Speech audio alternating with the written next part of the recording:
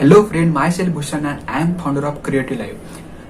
चहा ही एक अशी गोष्ट आहे की जिचा वापर आपल्या घरात कॉमनली केला जातो. पण चहा केल्यानंतर जी चहा पावडर उरते ती आपण बऱ्याच वेळ फेकून देतो. पण चहा पावडर ही एक अशी न्यूट्रिटिव्ह गोष्ट आहे जिचा वापर आपण गार्डनिंग मध्ये करू शकतो. चला तर मग या व्हिडिओच्या माध्यमातून आपण त्याचा प्रॅक्टिकली कसा वापर करता येईल ते आपण पाहू. या 4 प्रकारच्या फॉर्म मध्ये आपण चहा पावडरचा वापर आपण गार्डनिंगसाठी करू शकतो.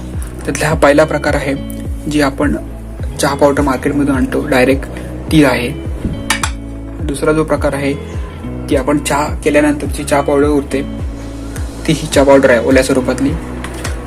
तिसरा जो प्रकार आहे त्याच्यामध्ये चहा पावडर आहे, आलं आहे, वेलची आहे जी आपण चहामध्ये ऍड करतो, ती नंतर चहा पावडर एकत्र करून सुकवलेली आहे. आणि हा चौथा प्रकार आहे तो चहाचा अर्क आहे. त्या अर्कामध्ये साखर आणि दूध वापरलेलं नाही. चला तर मग एक एक करून बघूया कसा वापर करायचा त्याचा.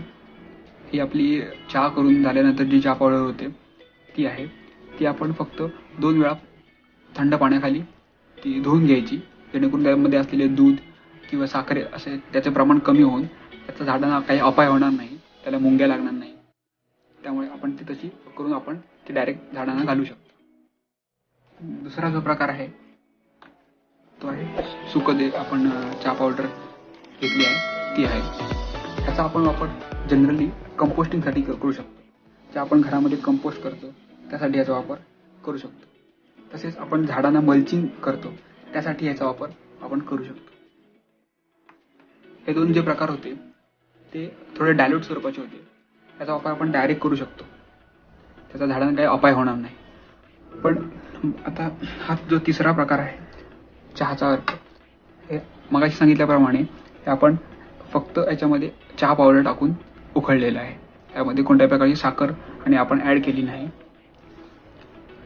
ह्याचा आपण वापर कसा करायचा की 1 कप पाण्यामध्ये 1 चमचा हा अर्क घातला की तो डायल्यूट करून ढवळून आपण झाडांना घालू शकतो. चौथा जो प्रकार आहे जी आपण मार्केटमधून आणतो चहा पावडर, ती आता त्याचा वापर कसा करायचा की 1 रात्रभर चहा पावडर पाण्यामध्ये भिजत ठेवायची. सकाळी त्याचा अर्क निघेल, तो 1 कप पाण्यामध्ये 1 चमचा तो अर्क आहे तो ऍड करायचा. हे जे 2 प्रकार होते ते थोडे कॉन्सन्ट्रेटेड स्वरूपाचे होते.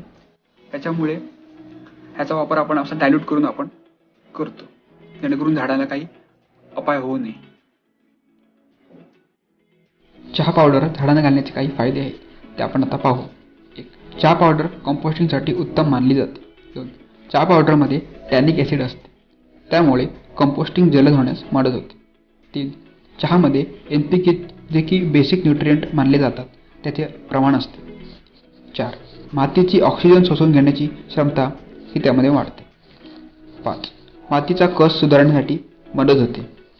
6. फुलझाडं असल्यास बहर चांगला येण्यास मदत होते.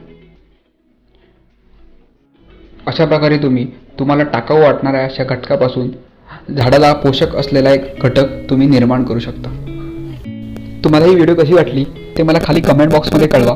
आणि तुम्हाला ही व्हिडिओ आवडली असेल तर जास्तीत जास्त लोकांपर्यंत शेअर करा.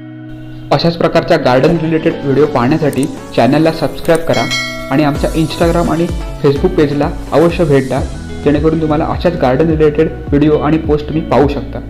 धन्यवाद.